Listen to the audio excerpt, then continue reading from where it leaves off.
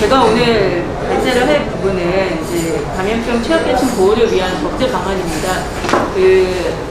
많은 분들이 이미 뉴스를 통해서 들어보셨을 것 같은데요. 이게 많은 정책들에 대한 얘기를 들으시는 것과 이게 실제로 이제 법적 근거가 있는 것들이냐에 대한 의문이 있었던 거는 좀 별개로 이제 검토가 돼야 되는 사안이어서 저는 이제 기존에 있던 코로나 관련 대책들이 실제로 법제적으로는 어느 정도의 근거를 갖고 있는지 이 부분에 대한 것을 좀 초점을 맞춰봤습니다. 그리고 하나 더 먼저 말씀을 드리면 일단 팬데믹 상황이 된다라는 거는 사회복지 쪽, 그러니까 복지적인 관점보다는 우선적으로는 이제 재난관리 차원에서 먼저 접근이 좀 필요하다고 생각이 되고요. 취약계층 보호라고 하는 부분이 결국은 복지적 측면에서 접근을 해서는 사실상 우선적으로 고려되기가 굉장히 어렵습니다.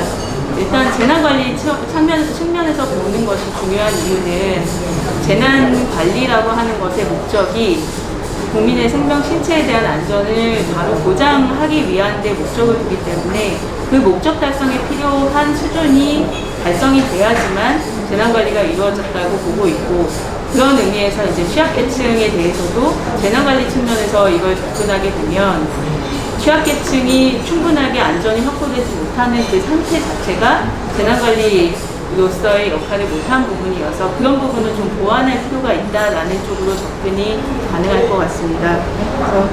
그래서 저는 이제 재난관리 측면에서 검토를 해봤습니다.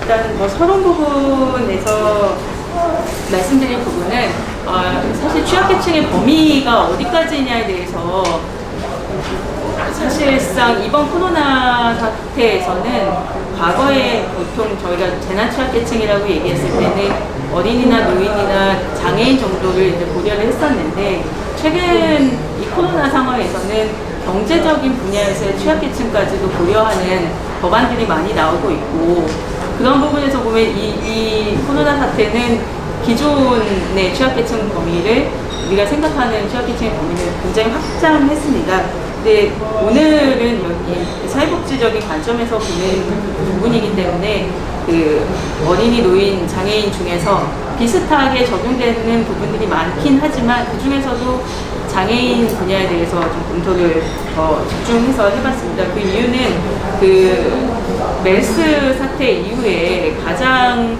논란이 많았던 계층이 장애인 집단이었고요.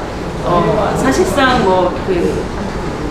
대응 매뉴얼 같은 것들을 특별하게 장애인에 대해서는 만들어달라는 요청도 계속 돼 왔었고, 최소한의 생활 수준이나 건강 유지 차원에서도 여러 가지 필요한 특별한 고려 대책이 필요하다는 요청이 있어 왔음에도 불구하고 이 부분이 다 채 해결되기도 전에 다시 코로나 사태를 맞았다는 점에서 우리가 지금 코로나 사태 이후에 새롭게 인식되고 있는 문제들보다도 더 시급하게 기존에 논의됐던 장애인 문제에 대해서는 좀 더 검토할 필요가 있지 않았나 해서 장애인 분야에 대해서 좀 초점을 맞춰서 정리를 했습니다.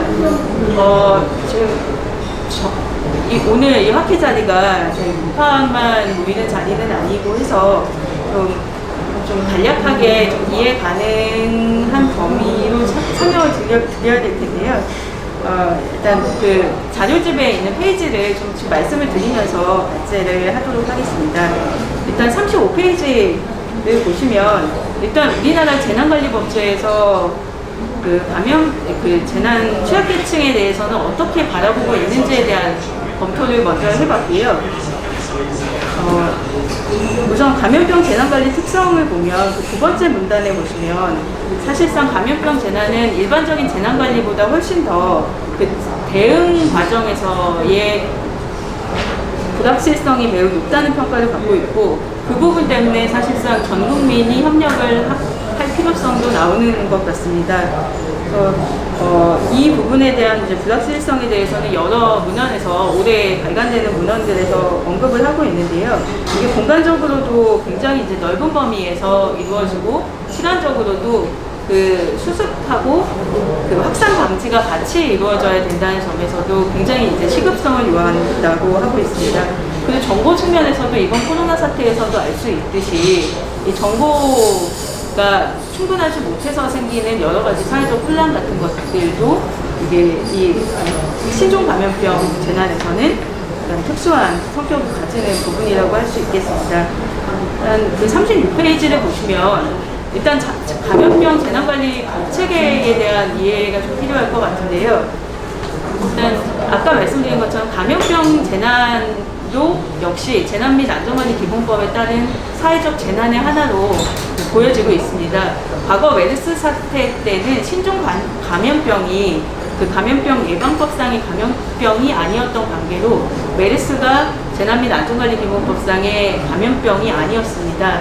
그래서 그 이후에 이 법을 개정을 해서 이제 신종으로 유입되는 감염병도 그 감염병 예방법상의 감염병이 될 수 있도록 해주고 있어서 이제 지금 그 법 개정 이후에는 재난 및 안전관리 기본법상의 재난에 해당한다고 볼 수 있을 것 같습니다.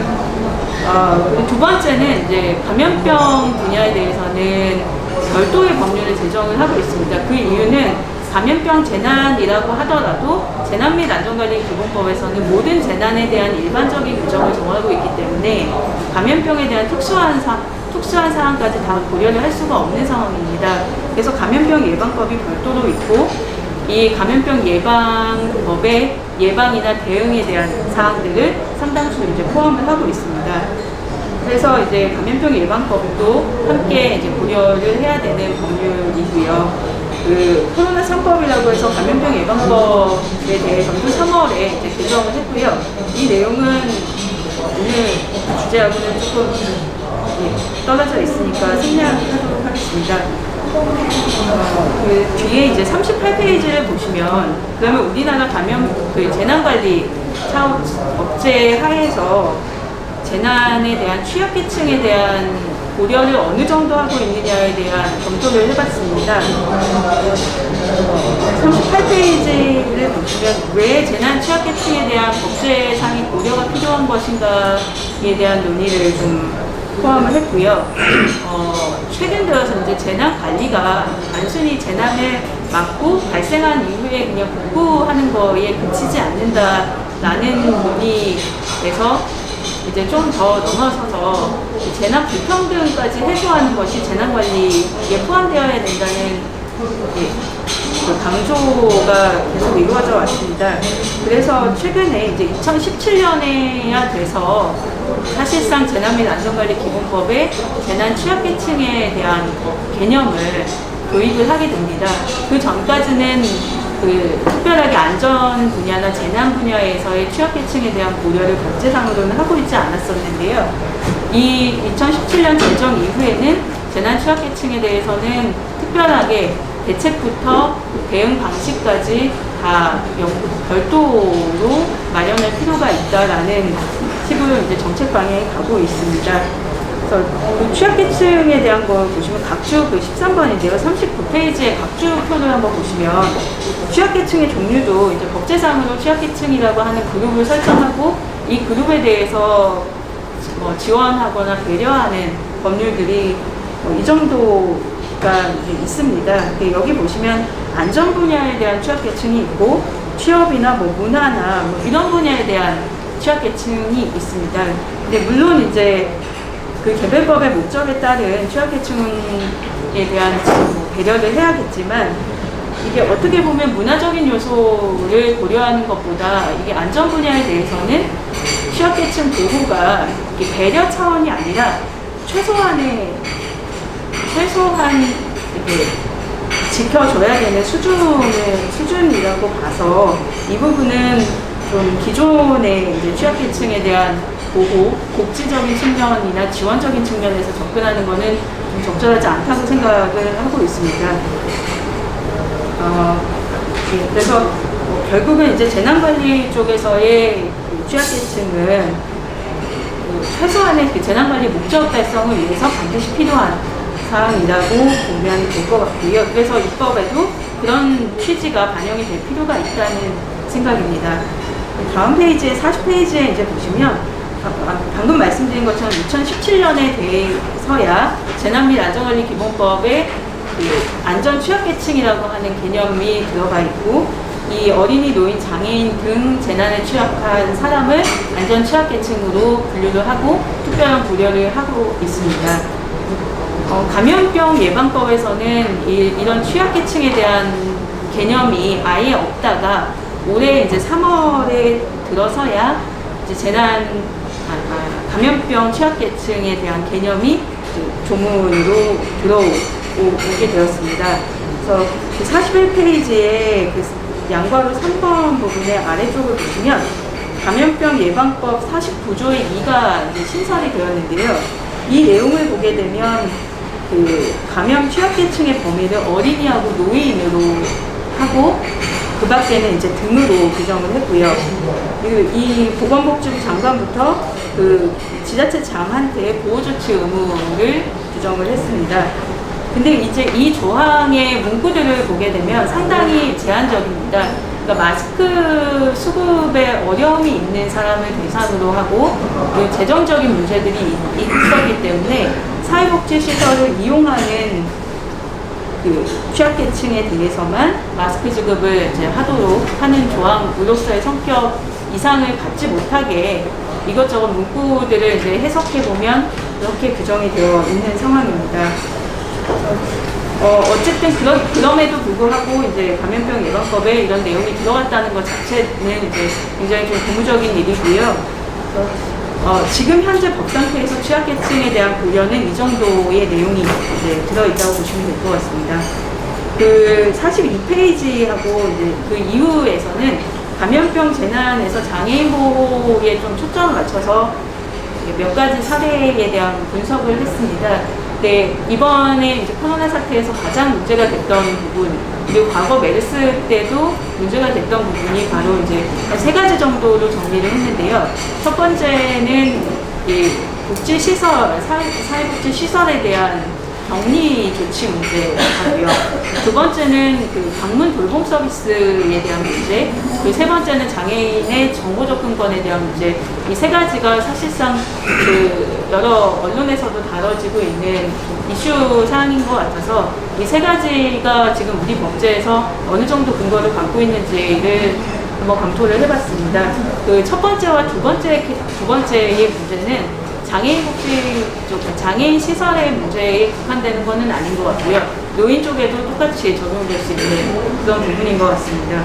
일단 그 첫 번째 시설 격리 문제에 대해서 말씀을 드리면, 그 장애인 복지법에 따른 그 복지 시설이 유형이 여러 가지가 있는데, 그 중에서도 뭐 주거 시설 같은 경우가 만약에 이제 코호트 격리의 대상이 된다거나 이를 제외한 나머지 다른 시설에서도 사실상 코호트 격리가 되는 경우에 이게 과연 이제 어떤 법적인 근거를 갖고 있느냐를 검토를 해봤습니다. 사실상 이제 뭐 대남병원 사건 때부터 이제 코호트 격리가 적절하냐에 대한 문제는 많이 있었지만 이 법적 근거를 검토한 적은 없는 것 같더라고요. 그래서 검토를 해보니까 결국은 이제 재난 및 안전관리 기본법 아니면 그 감염병 예방법에서 근거를 찾아야 되는 상황이고요. 감염병 예방법이 조금 더 구체적으로 규정을 하고 있어서 감염병 예방법을 한번 검토를 해봤는데요. 그 감염병 예방법 49조에 보면 여러 가지 안전을 위해서 필요한 조치를 할 수 있도록 근거가 규정이 되어 있습니다. 그래서 각주 21번을 보시면 보건복지부 장관이나 자치단체장이 할 수 있는 조치들이 규정이 되어 있는데요. 이 근거에 따라서 뭐 교통 제한이나 집회 금지 이런 것들이 다 이 조항의 근거에서 이루어졌다고 볼 수가 있는데요. 여기에서 보면 21번의 가장 마지막에 14호가 있는데요.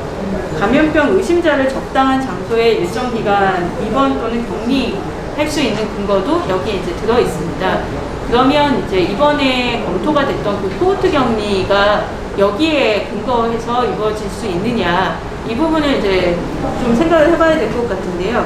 일단 대남병원처럼 이미 감염된 사람들이 있는 시설을 격리한다고 했을 때는 이 14호로 어떻게 이렇게 맞춰서 할 수 있다고 해석할 수 있을지 모르겠으나 이것도 뭐 명확하지는 않은 것 같고요. 이번에 그 대남병원 이외에도 그 예방적으로 코호트 격리를 해야 된다는 논의가 많고 그 예방적 코호트 격리의 경우에는 아직 발생하지 않은 사안이기 때문에 이 감염병 예방법 49조에 따른 그 14호를 적용하기가 굉장히 좀 어렵습니다.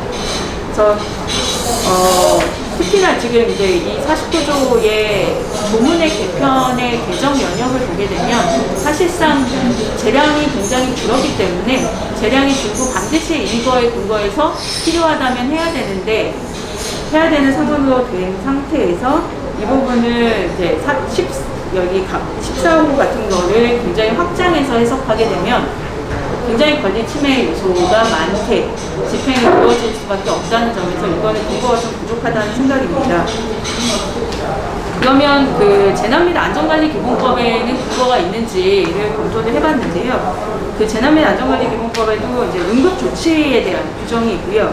그 응급조치 규정을 보면 그 재난 발생이나 발생 우려가 있는 경우에 그 위해 방지나 질서 유지 차원에서 위험구역을 설정하고 거기에 들어가지 못한 출입을 통제하거나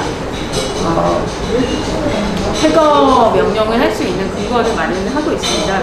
근데 이 경우에 이 역시도 이제 코호트 격리의 직접적인 근거로 보기에 굉장히 좀 어색한 것이 예방적 코호트 격리 같은 경우는 아직까지 그 발생하지 않은 사실에 근거해서 약간 사회복지 시설 자체를 약간 위험 구역으로 이제 설정한다는 점에서 좀 적절하지 않은 것 같고요. 이 재난 및 안전관리 기본법상의 응급조치 조항은 기본적으로 이제 거기에 들어가는 것들을 금지하기 위해서 만들어진 조항의 성격이 굉장히 강합니다. 그러다 보니까 이제 거기에서 이제 코호트 격리가 이루어진 지역으로 들어가지 못하게 하는 거는 여기에 이제 이 입법 취지에 부합할 수 있어도 거기에 있는 사람들을 못 나오게 하는 부분은 또 이 조항의 원래 취지하고는 또 배치되는 그런 문제가 있기 때문에 이 부분도 이제 근거가 좀 명확하지 않다고 보여집니다.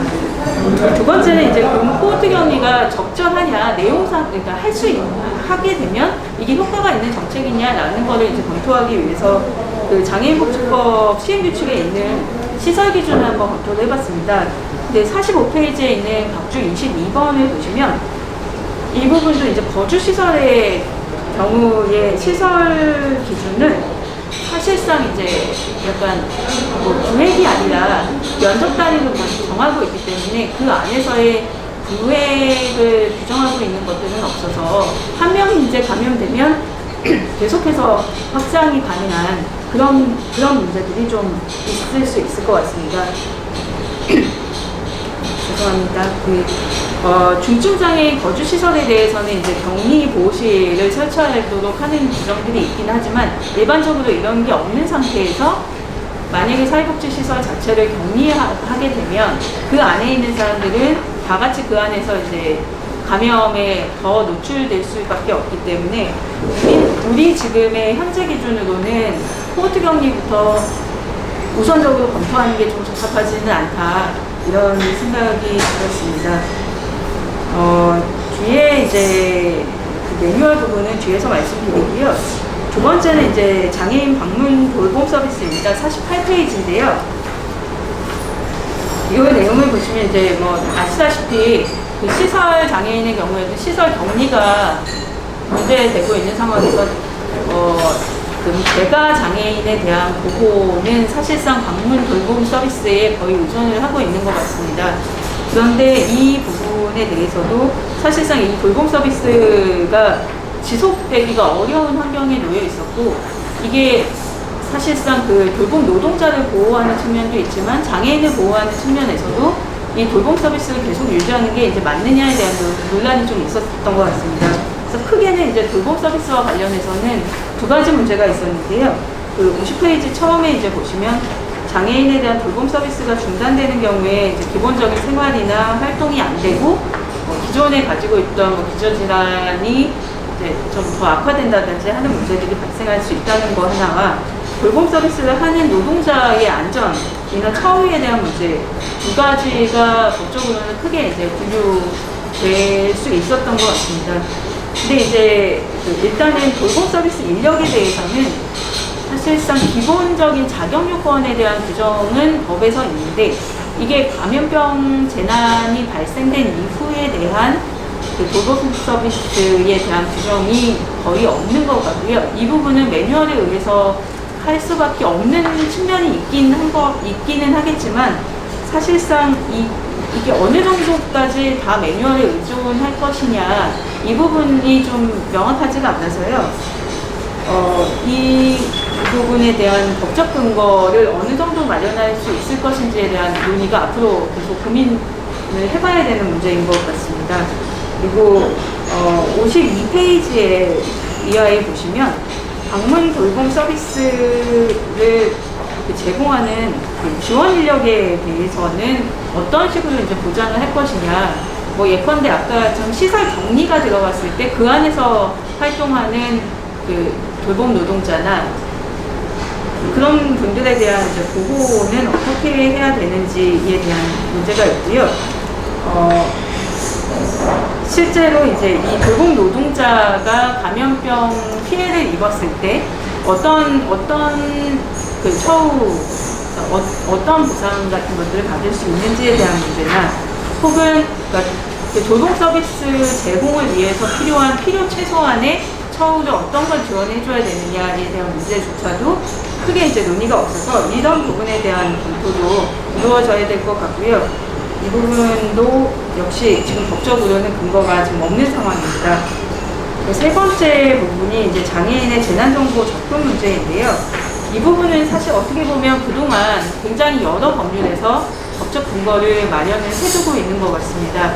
그런데 우리가 재난정보에 대한 접근, 그러니까 정보 접근권의 방식을 보통 방송이나 뭐 미디어 쪽으로 이제 한정을 하고 있기 때문에 그런 부분에 있어서는 이제 장애인 차별금지법이나 그 방송법에서 또 여러 규정을 두고 있는 상황입니다. 그래서 그 법적인 규정들이 있어서 54페이지 이하를 보시면 이게 뭐 아주 구체적인 내용도 규정을 하고 있고요. 장애인 차별금지법 같은 데서는 차별금지 조항 같은 일반적인 내용을 두고 있기도 합니다.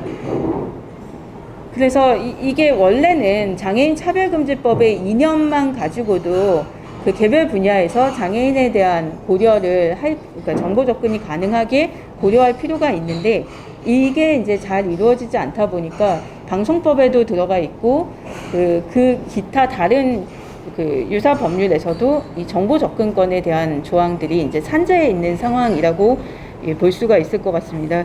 그래서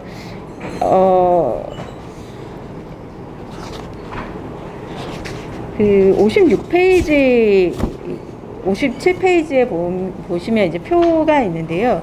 이게 지금 방송법과 장애인 차별금지법의 위임을 받아서 만들어진 고시에 들어있는 내용입니다.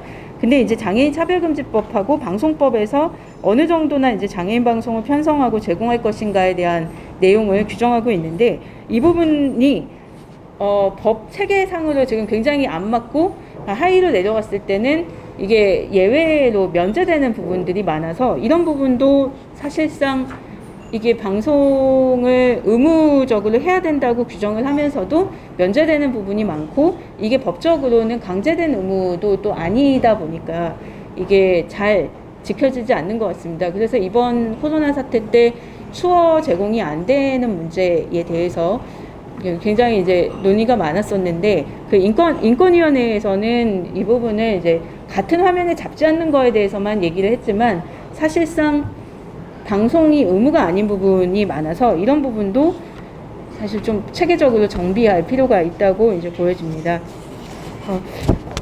간단하게 그 58페이지 이하에 있는 간단한 그 법제 개선 방안을 말씀을 드리면 우리 지금 법제상으로는 취약계층 보호에 대한 이념을 규정을 하고는 있는데 이게 이번에 감염병 예방법에 들어온 그 마스크 지급에 대한 근거는 좀 섣부르게 도입한 거 아닌가 하는 생각이 듭니다. 이 부분은 충분히 이제 정책적으로도 할 수 있는 부분인데 이게 일반적인 취약계층에 대한 보호 조항을 도입하기도 전에 마스크 지급에 한정해서 이 취약계층 보호에 대한 조항을 만든 것은 좀 어떻게 보면 일반적인 논의를 넘어서서 이제 너무 지역적인 부분에 대한 규정만 한 것으로 이해가 돼서요. 이런 부분을 좀 극복하기 위해서는 그 감염병 예방법의 감염병 취약계층 보호에 대한 사항을 좀 규정하면 좋을 것 같다는 생각이고요. 두 번째로는 이제 그 코호트 격리에 대한 문제도 사실상 이제 지금 현재 약간 근거가 부족하기 때문에 코호트 격리를 할 수 있는 근거 그리고 격리가 필요한 경우에 어떻게 격리 조치를 하고 이 부분을 언제 해제하고 변경할 것인가에 대한 근거 같은 것들을 좀 명확하게 마련할 필요가 있다는 생각입니다.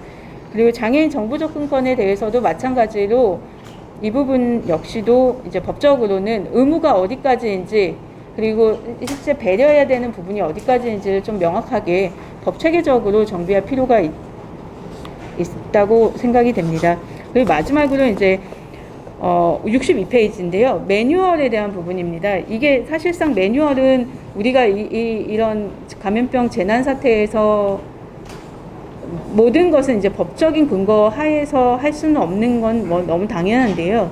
그럼에도 불구하고 계속해서 매뉴얼이 이렇게 업데이트가 되고 있는 상황입니다. 근데 이 매뉴얼이 어떤 매뉴얼을 업데이트하는 것인지, 이 매뉴얼이 어떤 매뉴얼보다 상위에 있는지 이런 부분에 대한 것들이 분류가 안 돼 있다 보니까 사실 현장에서 굉장히 좀 혼란이 있는 부분도 이 매뉴얼의 문제도 있는 것 같습니다. 그래서 이런 부분에 대해서도 좀 매뉴얼의 위계라고 하는 거를 좀 명확하게 하고 그 매뉴얼이 개정됐을 때 그 매뉴얼 어느 정도는 이제 주기적인 검토가 필요한가 그리고 긴급하게 이렇게 마련해야 되는 것들은 기존에 정기적으로 이렇게 마련되는 매뉴얼하고는 어떤 관계에 있는가 뭐 이런 부분을 조금 더 법적인 틀 안에서 관리할 수 있도록 근거를 마련하면 좋을 것 같다는 생각입니다. 예, 이상입니다.